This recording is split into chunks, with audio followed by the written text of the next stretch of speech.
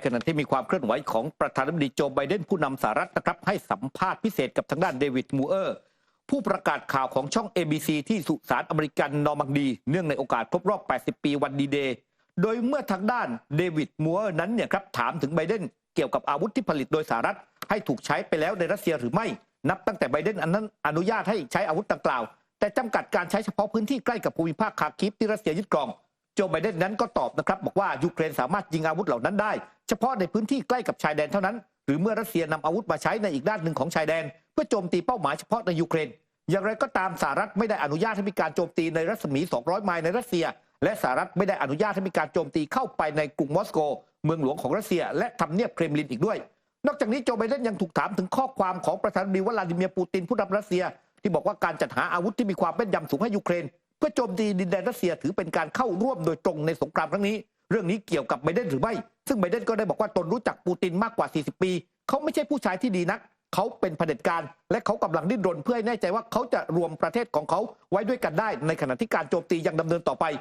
ขณะเดียวกันหลังจากที่คำให้สัมภาษณ์ของโจไบเดนถูกเผยแพร่ออกไปทางด้านมิคาอิลกาลูซินรัฐมนตรีช่วยว่าการกระทรวงต่างประเทศของรัสเซียได้ออกมากล่าวกับผู้สื่อข่าวนอกรอบการประชุมเศรษฐกิจระหว่างประเทศที่เซนต์ปีเตอร์เบิร์กของรัสเซียว่าคำพูดของโจไบเดนเป็นการดูถูกเหยียดหยามมากจนตนสงสัยว่าเจ้าหน้าที่ระดับสูงเช่นนี้สามารถแถลงเช่นนี้ได้อย่างไรกาลูซินระบุว่าคำพูดของโจไบเดนถือเป็นข้อพิสูจน์ที่ชัดเจนอีกประการหนึ่งถึงความเท็จของบทความของสหรัฐเกี่ยวกับการตัดสินใจที่เป็นอิสระของยูเครนในส่วนของการต่อต้านรัสเซียและเรื่องทั่วไปเกี่ยวกับนโยบายของทางการยูเครนตอนนี้เราได้เห็นแล้วว่าสหรัฐเป็นผู้กำหนดเป้าหมายและให้คำแนะนำรวมถึงร่างขอบเขตปฏิบัติการทางทหารที่เป็นไปได้สำหรับระบบการปกครองของยูเครนทั้งหมดนี้ถือเป็นการยืนยันว่าระบบการปกครองของยูเครนนั้นไม่เป็นอิสระและอยู่ภายใต้การบังคับบัญชาของอเมริกันโดยสิ้นเชิงทั้งนี้ตนคิดว่าความพยายามใดๆก็ตามที่จะละเมิดดินแดนของรัสเซียโดยไม่คำนึงถึงที่ตั้งทางภูมิศาสตร์จะต้องได้รับการตอบโต้อย่างคุ้มค่าและผู้พยายามที่จะ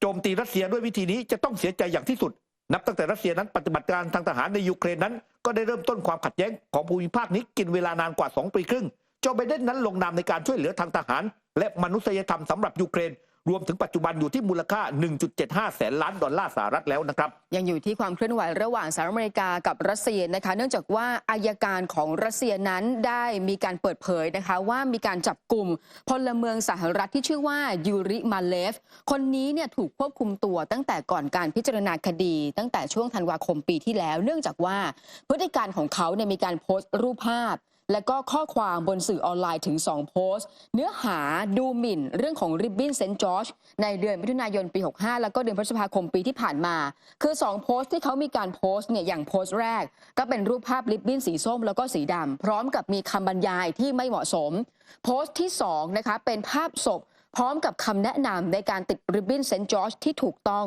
งขณะที่อัยการเนี่ยตั้งข้อกล่าวหาของยูริมาเลฟว่าพยายามที่จะฟื้นฟูระบอบนาซีเนื่องจากว่าริบบิ้นที่คุณผู้ชมเห็นตรงนี้เนี่ยมีความเชื่อมโยงชัยชนะของสหภาพโซเวียตในสงครามโลกครั้งที่2แล้วก็มีการกล่าวหาด้วยว่าตัวของยูริมาเลฟนั้นแสดงความไม่เคารพต่อสังคมในช่วงเวลาที่รุ่งโรจน์ของทางทหารอย่างชัดเจนที่สุดแล้วนะคะตัวเขารับสารภาพก็ทำให้ถูกตัดสินจำคุกเป็นเวลา3 ปีครึ่งแล้วก็สั่งห้ามใช้สื่อสังคมออนไลน์เป็นเวลา1 ปีครึ่งด้วยค่ะครับในขณะที่ทางด้านความเคลื่อนไหวที่น่าสนใจอีกฝั่งหนึ่งนั้นก็คือความขัดแย้งที่เกิดขึ้นในตะวันออกกลางนะครับล่าสุดนั้นมีการรายงานข่าวว่ากลุ่มฮูตีในเยเมนนั้นได้มีการยิงโจมตีเมืองท่าไอลัสของอิสราเอลทำให้เสียงไซเรนนั้นเตือนภัยทางอากาศดังขึ้นนะครับแต่ก็ไม่ได้รับความเสียหายหรือมีผู้ที่ได้รับบาดเจ็บขณะที่มีข้อมูลใหม่ที่เพิ่งเปิดเผยกันออกมาว่าอาวุธที่ฮูตีนำมาใช้เป็นขีปนาวุธชนิดใหม่ที่ชื่อว่าปาเลสไตน์นะครับโดยฮูตีนั้นมีการเผยแพร่คลิปแสดงนาทีขีปนาวุธปาเลสไตน์ที่มีหัวรบลวดลายเคฟิยะหรือว่าผ้าพันคอลายตารางหมากรุกของชาวปาเลสไตน์กำลังทะยานขึ้นจากฐานยิงเคลื่อนที่ก่อนพุ่งไปในอากาศอย่างรวดเร็วพร้อมกับควันสีขาวพวยพุ่งออกจากเครื่องยนต์ซึ่งควันสีขาวมันมักมากับขีปนาวุธเชื้อเพลิงแข็งผู้สื่อข่าวรายงานนะครับว่าขีปนาวุธเชื้อเพลิงแข็งสามารถติดตั้งและยิงได้เร็วกว่าขีปนาวุธเชื้อเพลิงเหลวซึ่งนั่นเป็นจุดอ่อนของกลุ่มฮูตีเนื่องจากฐานยิงมิสไซล์ของฮูตีนั้นตกเป็นเป้าถล่มของสหรัฐและกองกำลังพันธมิตรซ้ำแล้วซ้ำเล่าตลอดหลายเดือนที่กลุ่ม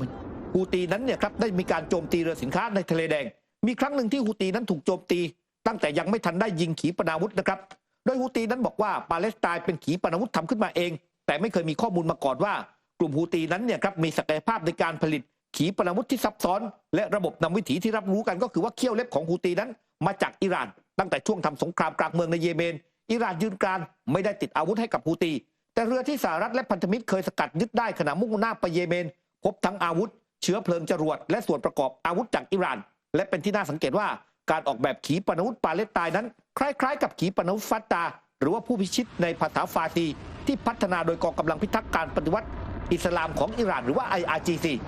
อิหร่านเองนั้นก็เปิดเผยชมขีปนาวุธฟัตตาเมื่อปีที่แล้วโดยบอกว่ามันสามารถเคลื่อนที่ด้วยความเร็วสูง15 มัคหรือเป็นความเร็วเหนือเสียง15 เท่ามีพิสัยทำการเนี่ยครับ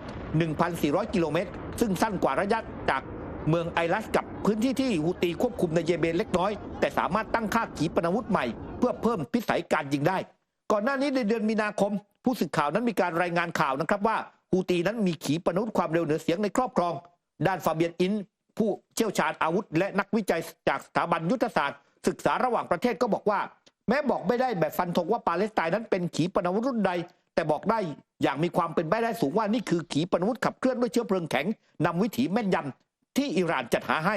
ส่วนอาวุธไฮเปอร์โซนิกอาจเป็นความท้าทายอย่างสำคัญต่อระบบป้องกันขีปนาวุธและความเร็วและความสามารถทางเชิงกลยุทธ์ที่ขีปนาวุธนำวิถีมีเส้นโคจรที่ระบบป้องกันอย่างแพทริออตของสหรัฐคาดการและวิถีสกัดได้แต่หากเป็นขีปนาวุธที่เคลื่อนที่ไม่ปกติและเปลี่ยนทิศทางได้อย่างขีปนาวุธไฮเปอร์โซนิกการสกัดกั้นจะยากกว่ากันนั้นก็ยังไม่ชัดเจนว่าขีปนาวุธปาเลสไตน์ของฮูตีนั้นมีศักยภาพระดับใดกันแน่เป็นขีปนาวุธระดับไฮเปอร์โซนิกใช่หรือไม่ใช่อย่างไรครับมีการรายงานข่าวนะครับว่าสหรัฐส่งเครื่องบินทิ้งระเบิดพิสัยไกล B1B เข้าไปยังคาบสมุทรเกาหลีนะครับเพื่อทำภารกิจซ้อมยิงระเบิดนำวิถีความแม่นยำสูงร่วมกับกองทัพเกาหลีใต้เป็นครั้งแรกในรอบ7 ปี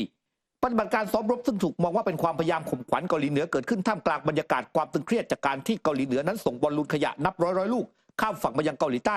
อีกกระทั่งมีการยั่วยุอื่นๆนะครับซึ่งบอกว่าการฝึกซ้อมครั้งนี้มีฝูงบินขับไล่ที่ทันสมัยของสหรัฐและเกาหลีใต้เข้าร่วมภารกิจด้วยรวมถึงเครื่องบิน B1B ซึ่งเป็นเครื่องบินทิ้งระเบิดลำที่2ที่สหรัฐนั้นส่งเข้ามาทำภารกิจชั่วคราวที่คาบสมุทรเกาหลีในปีนี้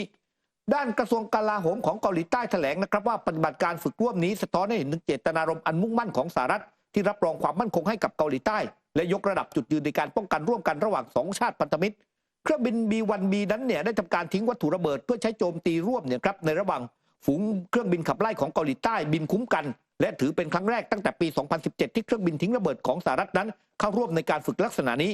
ทางกระทรวงระบุด้วยว่าฝูงบินขับไล่ของเกาหลีใต้นั้นยังได้ฝึกปฏิบัติการยิงด้วยกระสุนจริงเพื่อแสดงให้เห็นถึงความพร้อมในการลงโทษเกาหลีเหนือหากมีการยั่วยุนะครับซึ่งในการซ้อมรบครั้งนี้ยังมีการใช้ระเบิดที่เรียกว่าบังเกอร์บัสเตอร์บอมด้วยนะครับหรือระเบิดที่มีอานุภาพเจาะทะลวงลึกเข้าไปใต้ผิวดินซึ่งเป็นสิ่งที่เกาหลีเหนือนั้นหวาดระแวงมากเป็นพิเศษและอาจเป็นภัยคุกคามต่อผู้นำประเทศรวมถึงเครือข่ายอุโมงค์ใต้ดินและโครงสร้างต่างๆของกองทัพสำหรับเครื่องบิน B1B นั้นมีศักยภาพในการบรรทุกอาวุธแบบดั้งเดิมได้ปริมาณมากซึ่งที่ผ่านมานั้นเกาหลีเหนือมักจะอ้างถึงการส่งเครื่องบินชนิดนี้เข้ามายังคาบสมุทรเกาหลีว่าเป็นสิ่งที่บ่งชี้ถึงนโยบายก้าวร้าวของสหรัฐอเมริกาในช่วง1 สัปดาห์ที่ผ่านมานั้นเกาหลีเหนือก็มีการส่งบอลลูนหลายร้อยลูกที่มีทั้งมูลสัตว์ก้นบุหรี่เศษผ้าและแบตเตอรี่ข้ามไปยังฝั่งของเกาหลีใต้โดยอ้างว่าเป็นการแก้แค้นที่เกาหลีใต้นั้นปล่อยให้นักเคลื่อนไหวส่งบอลลูนเข้าไปโปรยใบปลิวโจมตีระบอบคิมจองอึนในฝั่งของเกาหลีเหนือในขณะที่รัฐบาลเกาหลีใต้ขู่จะใช้มาตรการตอบโต้ที่ทำให้เกาหลีเหนือนั้นสุดจะทานทนและยังประกาศระงับข้อตกลงทางทหารปี 2018 ซึ่งมีวัตถุประสงค์เพื่อลดความตึงเครียดบริเวณชายแดนของทั้ง2 ประเทศครับ